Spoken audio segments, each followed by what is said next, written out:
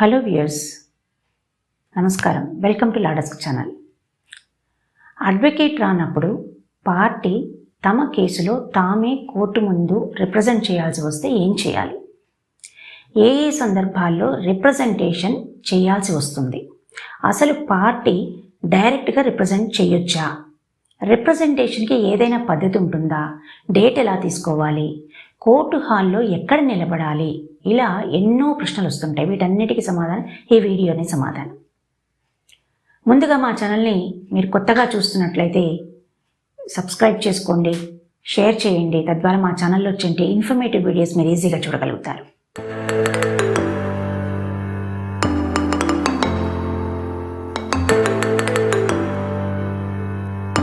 జనరల్గా కోర్టులో రెండు సందర్భాల్లో రిప్రజెంటేషన్స్ జరుగుతాయి. ఒకటి కాల్ వర్క్, రెండు పాస్ ఓవర్. కాల్ వర్క్ అంటే కోర్టు ఉదయం 10:30కి మొదలైతే మొదలవ్వగానే ప్రతి కోర్టు హాల్లో కూడా కాల్ వర్క్ అనేది జరుగుతుంది, స్టార్ట్ అవుతుంది. అయితే దానిలో కేసు నెంబరు, పార్టీ పేరు, అడ్వకేట్ పేరు పిలుస్తారు.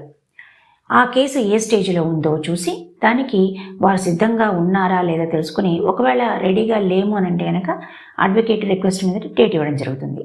అయితే కేసు అది వేరే రోజుకి పోస్ట్ చేయడం జరుగుతుంది అన్నమాట. రెండోది పాస్ ఓవర్. ఇది కాల్ వర్క్ అయిన తర్వాత జరిగే ప్రక్రియ అన్నమాట. దీనిలో భాగంగా కాల్ వర్క్లో రెడీ మ్యాటర్స్ని మాత్రమే టేకప్ చేయడం జరుగుతుంది. అది క్రాస్ ఎగ్జామినేషన్ కావచ్చు, ఆర్గ్యుమెంట్స్ కావచ్చు, ఇతర ఏవైనా ప్రొసీడింగ్స్ కావచ్చు. కాల్ వర్క్లో డేట్, సింపుల్గా చెప్పాలంటే కాల్ వర్క్లో డేట్ ఇవ్వని కేసెస్ అన్నీ కూడా పాస్ ఓవర్లో తీసుకుంటారనమాట. అయితే ఈ పాస్ ఓవర్ కూడా దీనిలో కూడా కేసు నెంబరు, పార్టీ పేరు, అడ్వకేట్ పేరు అని బెంచ్ మీద పిలుస్తారు. అయితే ఈ రెండు సందర్భాల్లో పార్టీ తమ కేసులో తామే రిప్రజెంట్ చేయాల్సిన పరిస్థితి ఏర్పడింది అనుకోండి, ఏం చేయాలి? ఎలా రిప్రజెంట్ చేయాలి? అసలు రిప్రజెంటేషన్ చేయొచ్చా? దీనికి ఏదైనా పద్ధతి ఉంటుందా? అంటే ముందుగా పార్టీ తమ కేసులో తామే రిప్రజెంట్ చేయాల్సిన పరిస్థితి ఏర్పడితే తమ కేసు నెంబర్ ఎంత, ఏ కోర్టులో కేసు నడుస్తోంది, కేసు ఏ స్టేజ్లో ఉంది, మీ అడ్వకేట్ పేరేంటి, మీరు ప్లెయింటిఫ్ దానిలో డిఫెండెంటా అనే విషయాలు అవన్నీ తెలుసుకొని ఉండాలి. ఏ రోజు మీ కేసు పోస్ట్ అయిందో ఆ డేట్ నాడు ఉదయం 10:15 మీరు కోర్టు హాల్ దగ్గర కోర్టు ముందు ఉండాలన్నమాట. పార్టీస్ కోర్టులో ఎలా బిహేవ్ చేయాలి, కోర్టు కల్చర్ ఏంటి అనే విషయాలు నా ఎర్లియర్ వీడియోలో చెప్పాను. ఇది మీకు బాగా యూస్ అవుతుంది. సో దాని ప్రకారంగా కోర్టు రూల్స్ను ఫాలో అవుతూ కోర్టులో అటెండ్ అవ్వడం మంచిది.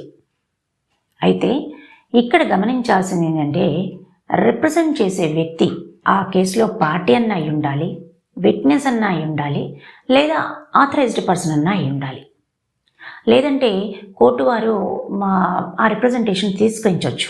కాబట్టి కోర్టు రూల్స్ని ఖచ్చితంగా అందరూ ఫాలో అవ్వాల్సిందన్నమాట.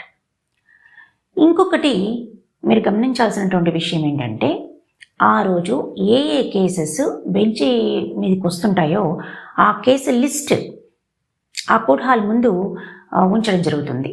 దీన్ని కాజ్ లిస్ట్ అంటారు. దీనిలో మీ కేసు ఏ సీరియల్ నెంబర్లో ఉందో చూసుకోవాలి. ఆ సీరియల్ నెంబర్ని ప్రకారంగా పిలుస్తారు. కాబట్టి ఆ కేసుని పిలిస్తే మీరు మీ కేసుని పిలిచిన తర్వాత మాత్రమే మీరు బెంచ్ దగ్గరికి వెళ్ళాల్సి ఉంటుంది. బెంచ్ దగ్గరికి వెళ్ళిన తర్వాత ఒక పక్కగా నిలబడి మీరు కోర్టుకు అపీర్ అయినట్టుగా కోర్టు దృష్టికి తీసుకువెళ్ళాలి. మీరు రిప్రజెంట్ చేసేటప్పుడు సంబోధన సార్, మేడం అని సంబోధనలో ఉండాలి. అంతే తప్ప ఎలా పడితే అలా డేటు ఇవ్వమని కానీ మీ వర్షన్ చెప్పడానికి కానీ ప్రయత్నించకూడదు. ఎందుకంటే అన్ని కేసెస్కి కోర్టు వారు సమాన ప్రాధాన్యత ఇస్తారు. కాబట్టి మీ కేసు పిలిచినప్పుడు మాత్రమే మీ అభిప్రాయాన్ని చెప్పొచ్చు. మీరు డేట్ తీసుకోవడం కానీ ఏదైనా చేయొచ్చు. ఒకవేళ మీ అడ్వకేట్ డేట్ తీసుకోమన్నారనుకోండి, అదే టైంలో డేట్ అడిగే హక్కు మీకు ఉంటుంది. కాబట్టి అడ్వకేట్ రాని సందర్భాల్లో పార్టీ ప్యానిక్ కాకుండా కోర్టు రూల్స్ని ఫాలో అవుతూ తమ కేసు డ్యామేజ్ కాకుండా చూసుకోవచ్చు అన్నమాట. ఈరోజు మంచి మాట: చెడ్డవారితో స్నేహం ఎప్పటికీ మంచిది కాదు, విరోధము మంచిది కాదు. పాము ప్రేమగా కరిచినా కసిగా కాటు వేసినా ప్రమాదమే కదా. ఈ వీడియో కనుక మీకు నచ్చినట్లయితే లైక్ చేయండి, షేర్ చేయండి. మరిన్ని వివరాల కోసం సబ్స్క్రైబ్ చేయండి, పక్కనున్న బెల్ ఐకాన్ని ప్రెస్ చేయండి.